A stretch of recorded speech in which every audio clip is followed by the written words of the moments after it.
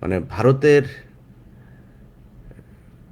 কে বলেছে ওনাকে যে ভারতে সে আসামিরা আছেন, কোথায় আছেন, মানে সহায়তা মানে কি, ভারত কেন সহায়তা করবে? তার মানে আসামিরা ভারতে চলে গিয়েছেন, এটা এই ডিজিএফআই এর যেই বয়ান, সেই ডিজিএফআই এর বয়ান অনুযায়ী এটা সরকার নিশ্চিত হয়েছে যে ভারতে চলে গিয়েছে। যদি ভারতে যেয়ে থাকে তাহলে তো এটা ভারতের সহায়তার কিছু না, ভারত আমার আসামি পাঠিয়ে দেবে।